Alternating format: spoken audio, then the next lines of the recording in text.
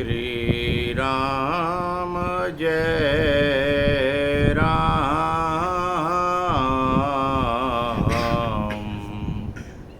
जय जय राम।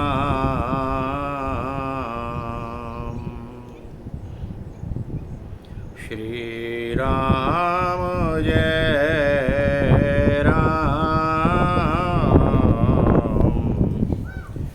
जय जय राम।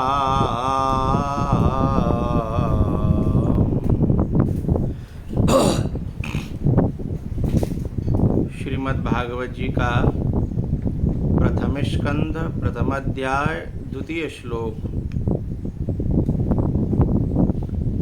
की चर्चा चल रही है, कल भी चली थी। धर्मः प्रोज्झित कैतवोऽत्र परमो निर्मत्सराणां शताम्।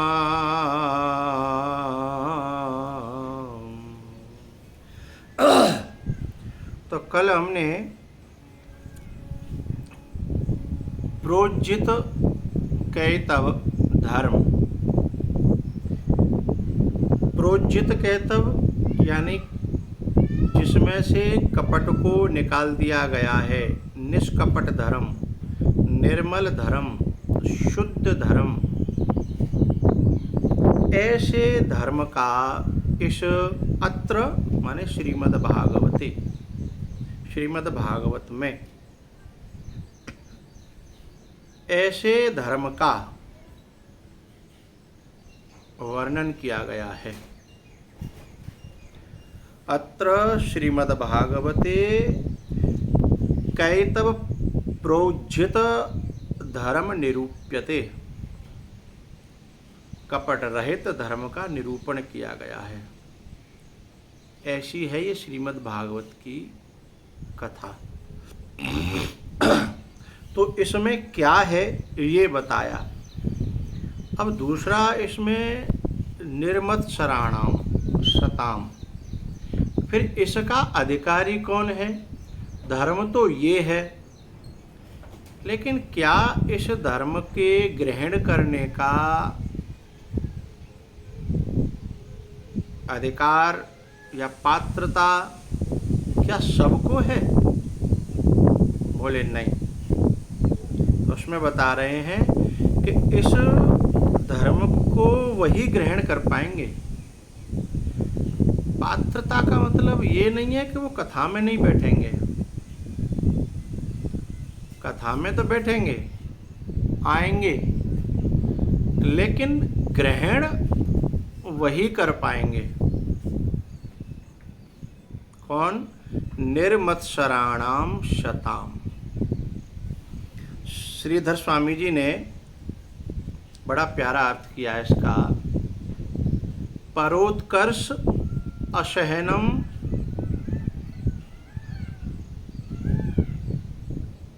निर्मत्सरः मत्सरः, परोत्कर्ष असहनम, दूसरा मुझसे आगे कैसे बढ़ गया, दूसरे के बढ़ने को सोच करके भीतर जो दाह होता है, जो कष्ट होता है, यानी दूसरे में कुछ भी अपने से अच्छा देखने पर प्रसन्नता के बजाय, आनंद लेने के बजाय उसमें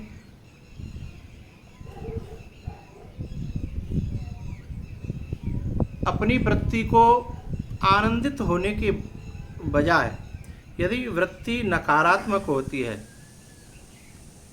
तो परोत्कर्ष असहनम, दूसरे का उत्कर्ष माने कुछ अच्छा देख करके जो भीतर से सहन न हो, ऐसी वृत्ति का नाम है मत्सर। और तद रहता नाम यानी मत्सर रहता नाम, जो मत्सर रहित हैं वे निर्मत्सराणाम, वे हैं निर्मत्सर।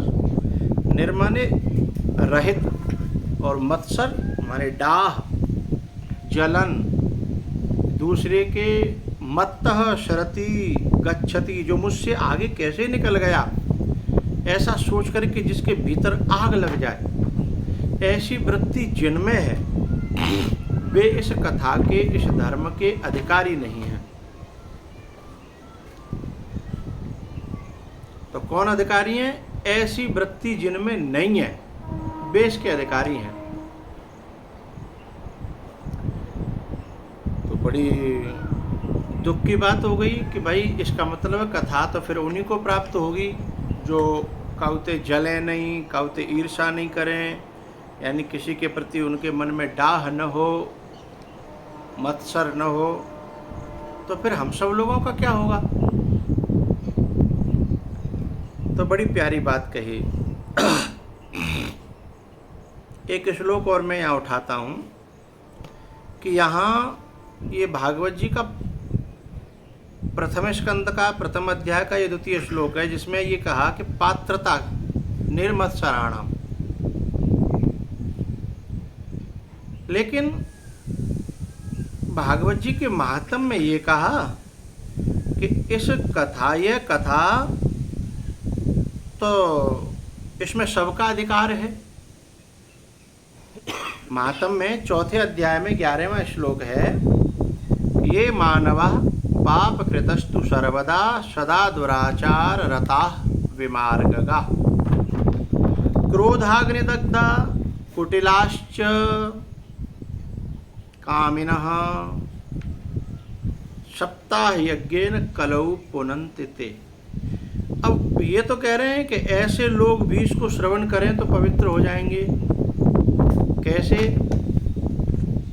पाप कृतस्तु सर्वदा, जो निरंतर पाप करते रहे हैं, दुराचार रता, दुराचार में रत रहे हैं, विमार्ग गाहा, उल्टे मार्गों को पे ही चलते रहे हैं, क्रोध अग्नि से जलते रहे हैं, कुटिल हैं, कामी हैं।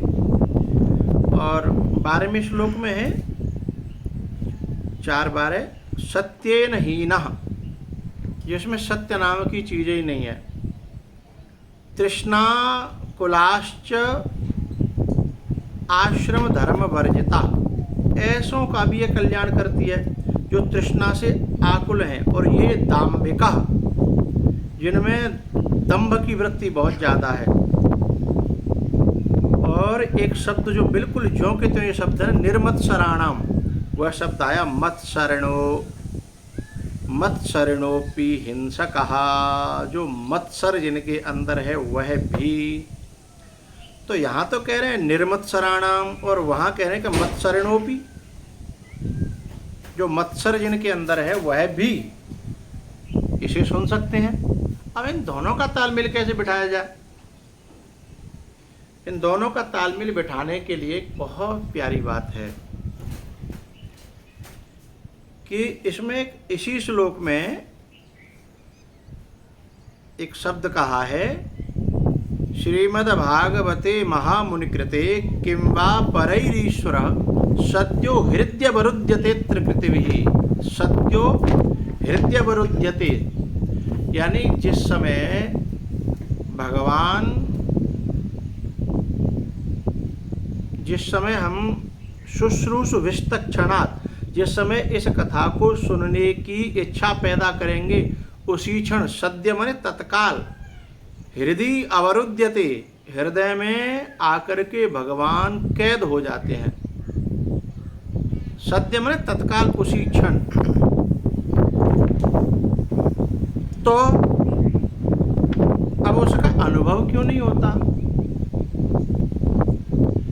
क्योंकि जब तक इन विकारों से मन काला हो रहा है, गंदा हो रहा है, दर्पण जैसे गंदा हो जाए तो उसमें अपना मुंह नहीं दिखता ना शीशा में, ऐसे भगवान वहाँ हों भी तो भी हमें उसका आभास नहीं होगा, हमें उसका अनुभव। क्योंकि उस एक दिन कथा चली थी ना, खम्भों में मणि है तो राम का मणियों में दर्शन हो रहा है। यदि खम्भे खम्भे हो, मणि न हो उसमें, तो उस खम्भे में राम का दर्शन नहीं होगा, आभास नहीं होगा।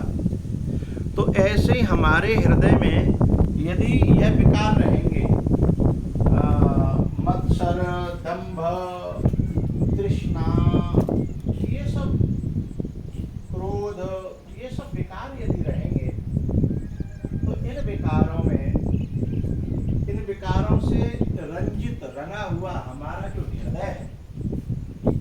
हृदय भगवान को दर्शा नहीं पाएगा, उसका आभास नहीं करा पाएगा, क्योंकि उसकी पवित्रता को ये समाप्त कर देंगे। तो आइए ये श्लोक कह क्या रहा है वो समझें। श्लोक कह रहा है कि निर्मत्सराणाम, और दूसरा श्लोक कह रहा है कि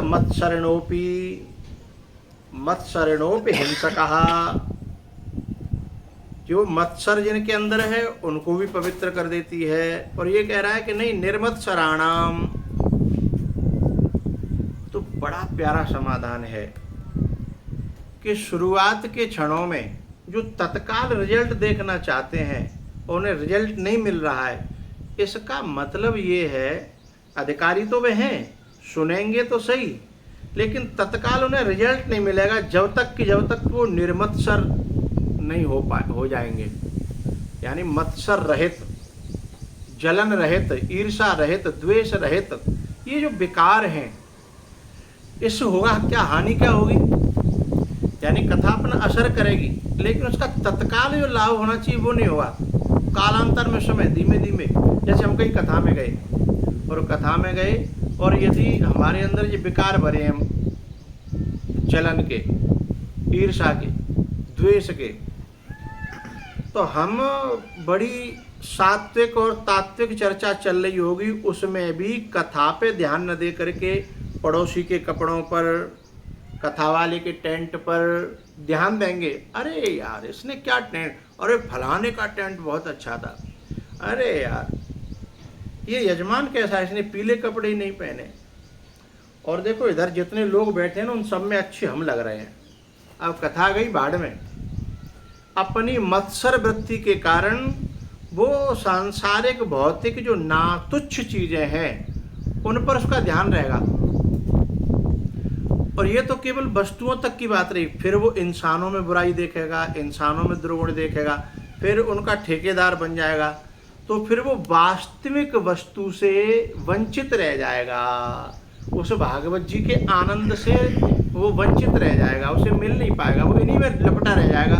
गया था क्या देख के आया, टेंट। गया था क्या देख के आया, बोले परीक्षित के कपड़े। क्या देख के आया, अरे बोले वहाँ तो बदमाश आदमी बैठा था, उसको उसकी तो शक्ल हमको नहीं सुहाती। हम गए तो फिर हमको अच्छा नहीं लगा, हम चले आए, बीच में से चले आए, वो आदमी बैठा था। तो ये विकार जब तक हैं तब तक कथा का पूरा आनंद और तत्काल लाभ।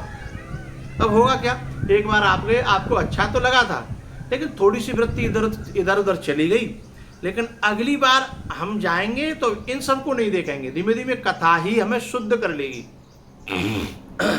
भागवत की कथा में एक खासियत है कि वह वस्तु भी प्रदान करती है और वस्तु की पात्रता भी प्रदान करती है। तो ये बता रहे हैं कि पात्रता क्या है, निर्मत्सराणाम, क्योंकि यह कथा सबको प्राप्त नहीं होती। यहाँ श्रीधर स्वामी जी कह रहे हैं कि सर्वे न शृण्वन्ति, यानी सब इसको श्रवण नहीं कर पाएंगे, क्योंकि कोई कपड़ों में फंस जाएगा, कोई व्यक्तियों में फंस जाएगा, कोई नीचे की व्यवस्था में फंस जाएगा, कोई प्रसाद में फंस जाएगा, कोई कहीं फंस जाएगा, मन को अपने को फंसा के, और वो कथा वास्तविक आनंद से वंचित रह जाएंगे। इसलिए जब पूरा लाभ लेना है तो हमें इन सब अच्छा ये सब होगा काय के कारण, भीतर कोई विकार बैठा होगा, वो इधर उधर मन को भटका देगा, द्वेष का, राग का, मत्सर का। इसलिए उन्होंने एक शब्द जोड़ दिया, निर्मत्सराणाम। जबकि मातम में छूट की गई, मत्सरणोपि हिंसका, मत्सर जिसके अंदर है वह भी श्रवण करे, आज नहीं तो कल उसके चित्त में यह मत्सर यानी बेकार भाग जाएगा, और कथा का आनंद और कथा का जो रस है और जो फायदा है और जो उसका जो फल है वो हमें थोड़ा समय से मिलेगा, थोड़ा टाइम लेगा, क्योंकि पहले वो पात्र बनाएगा, फिर पात्र में वह उसका आभास कराएगा। तो निर्मत्सराणाम और शताम। अच्छा यहाँ कहा सताम माने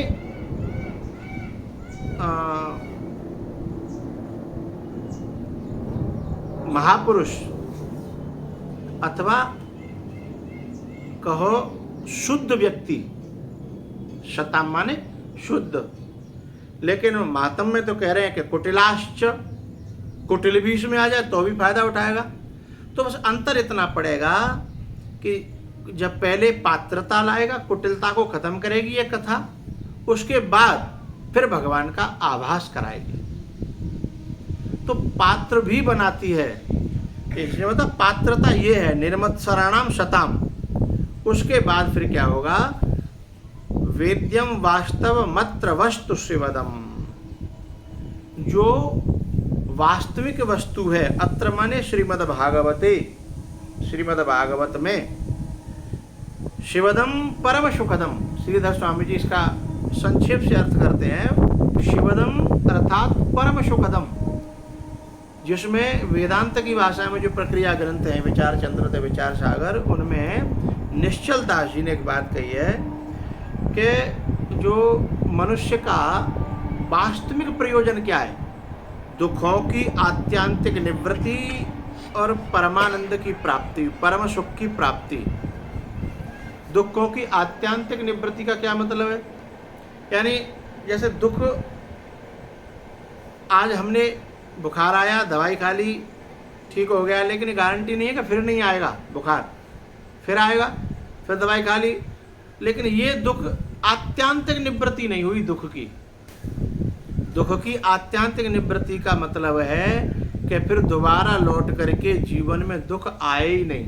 और यह कब होगा, जब वेद्यम वास्तव मत्र वस्तु शिवदम, जो परम सुख को देने वाली यह कथा वास्तविक वस्तु का ज्ञान करा देगी। वास्तविक वस्तु का यानी आत्मा का ज्ञान, परमात्मा का ज्ञान, वास्तविकता का ज्ञान, संसार के मिथ्यात्व का ज्ञान हो जाएगा और आत्मा परमात्मा की सत्ता का, सात्वत सतत सत्ता का ज्ञान हो जाएगा। तो फिर दुख व्यापेंगे नहीं। इसलिए वास्तव मत्र वस्तु शिवदम, फिर उससे क्या को तापत्रयोन्मूलनम। त्रय ताप, दैहिक दैविक भौतिक तापा, तापत्रय उन्मूलनम। फिर उसको जैसे किसान उन्मूलन कहते हैं, एक तरह से समझ लो देसी भाषा में नराई। निराई, जैसे खेत में कोई फसल खड़ी हो तो उसमें क्या होता है, उस फसल में जो खरपतवार होता है उसे किसान ऐसा आराम आराम से धीमे धीमे निकालता है कि फसल तो ज्यों के त्यों बनी रहे और वहाँ से खरपतवार खत्म हो जाए। तो ऐसे ही जो दुर्गुण सद्गुण बन सकते थे उन्हें सद्गुण बना दे, और जो सद्गुण नहीं बन सकते उन दुर्गुणों को उखाड़ उखाड़ करके फेंक दे। अथवा विकार ही ताप है, विकार उठा और व्याकुलता हुई, विकार ही ताप है। तो विकार को कहो या ताप को कहो, तापत्रय यानी तीन के अंदर सब समा जाते हैं। तीन तापों के अंदर सारे विकार, सारे दुख, सारे संताप समा जाते हैं, इसलिए त्रय कह दिया, तापत्रय। उन तीनों तापों को उखाड़ करके फेंक देती है यह भागवत जी की कथा। तीनों तापों का मतलब सारे दुखों को, सब कष्टों को, सब परेशानियों को यह कथा उखाड़ करके फेंक देती है। तो धर्म प्रोज्झित कैतवोत्र परमो निर्मत्सराणाम शताम वेद्यम वास्तव मत्र वस्तु शिवदम तापत्रयोन्मूलनम। श्रीमद्भागवते महामुनि कृते किंबा परैरीश्वर। इसमें भी एक दो शब्द और रह गए हैं, अब उनकी चर्चा करेंगे कल। तो आज इतना ही। जय श्री राम।